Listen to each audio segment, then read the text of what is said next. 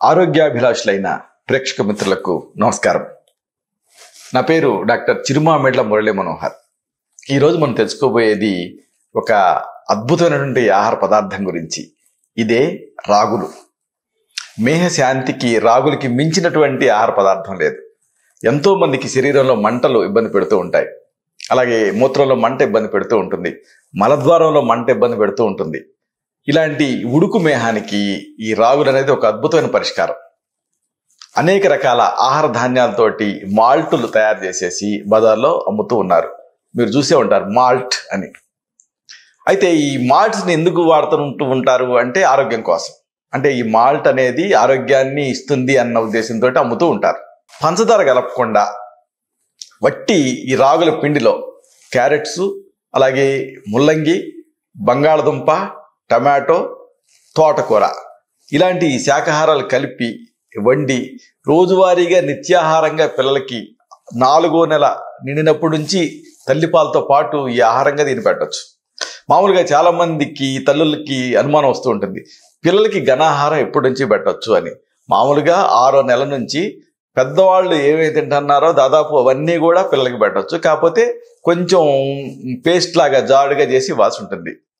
అయితే ఇక్కడ పెరిగే పిల్లలకి ఈ రాగులు అనేది బలవర్ధకమైనటువంటి ఆహారం. మరి పెరిగే పిల్లలకి రాగులను ఎలా ఇవ్వాలి అంటే ముఖ్యంగా పసిపిల్లలకి అంటే పంచదార కలపకూడదు. పంచదార కలపకుండా రాగుల పిండి తీసుకోండి. దీనికి క్యారెట్స్, ఎందుకంటే క్యారెట్స్ చక్కగా మగ్గితే అవి చాలా తీయగా ఉంటాయి, పిల్లలు ఇష్టపడతారు. ముల్లంగి, ఇది కొంచెం డైజెషన్ పెంచుతుంది. బంగాళదుంపలు ఎనర్జీని ఇస్తుంది. టొమాటో పుల్లపుల్లగా ఉంటుంది. తోటకూర ఫైబర్ ఉంటుంది. ఇలాగా వీటన్నిటిని శాకాహారాలన్నీ కలిపి రాగులకి ఆ పిండికి ఆహారం కింద వండండి. వండి పిల్లలకి 5వ నెల 4వ నెల నిన్నప్పటి నుంచి కూడా కాస్త పెట్టడం అలవాటు చేయండి. తల్లిపాలతో పాటుగా దీన్ని పెట్టచ్చు. దీంతో వాళ్ళు చాలా బలంగా పెరుగుతారు. ఈ రకంగా ప్రతి గృహిణి కూడా చాలా తక్కువ ఖర్చుతో మంచి పోషకాహారాన్ని తయారు చేసి పిల్లలకి పెట్టచ్చు. రాగుల నుంచి తయారు చేసేది రాగి మాల్ట్. మాల్ట్ ప్రత్యేకత ఏమిటంటే దీని పోషక తత్వాలు బాగా ఎన్హాన్స్ అవుతాయి. ఈ మాల్టింగ్ ప్రక్రియ అంటారు దీన్ని మాల్ట్ కింద ఎలా తయారు చేయాలంటే మొదట రాగులని ఒక రోజు తడపండి. జాగ్రత్తగా ఈ పద్ధతి గుర్తుపెట్టుకోండి, మీకు మీరే మాల్ట్ తయారు చేయొచ్చు. రాగుల్ని ఒక రోజు తడిపి తడిగొడ్లో కట్టండి. మర్నాడు తీసి ఎండబెట్టండి. అంటే ముందు ఏం చేస్తారు, ఒక తడిగొడ్డ తీసుకొని ఆ రాగులు తడిపి ఆ గుడ్లో పెట్టి మూటలా కట్టండి. ఒక రోజంతా ఉంచండి. మర్నాడు ఏం చేస్తారు, తీసేసేసి ఎండబెట్టండి. ఎండబెట్టి ఇప్పుడు పొట్టు పోయేటట్టుగా బాగా నలపండి. ఆ తర్వాత మూకుళ్ళో వేయించండి. ఆ తర్వాత పిండిగా తయారు చేయండి. ఇదే రాగి మాల్ట్.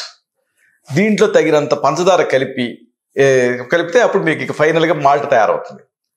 ప్రత్యేకంగా మన వంటింట్లో ఈ పద్ధతిలో మాల్ట్ తయారు చేసి అవసరమైనప్పుడు ఈ రాగి మాల్ట్ని ఒక గ్లాసు పాలకి 2-3 చెంచాలు ఈ మాల్ట్ కలిపేసేసి పిల్లలకి ఇస్తే మంచి బలవర్ధకమైనటువంటి ఆహారం కింద ఉపయోగపడుతుంది. చాలా ఎనర్జెటిక్గా ఉంటుంది.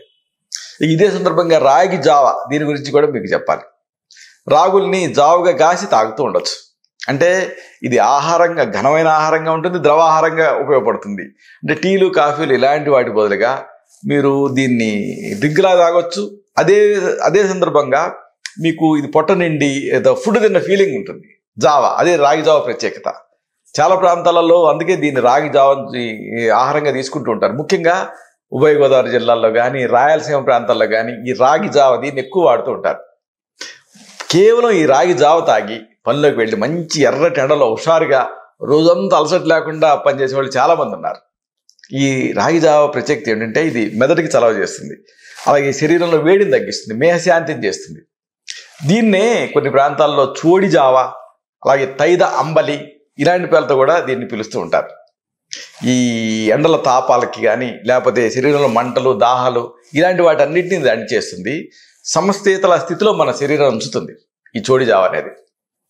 ఈ రాగుల పిండిని అట్టుగా, లేకపోతే ఆవిరి మీద మనం ఇడ్లీలు ఎలా చేస్తాం అలా పిట్టుగా, ఇలాగ రకరకాలుగా తయారు చేసుకుని వాడుకోవచ్చు. ఇది మంచి బలవర్ధకమైన ఆహారం, కండపుష్టినిస్తుంది, అన్నిటికి మించి అధిక శక్తిని ఇస్తుంది. ఇలాగా ఈ రాగుల్ని ఆహార ఔషధం కింద మనం వాడుకోవచ్చు.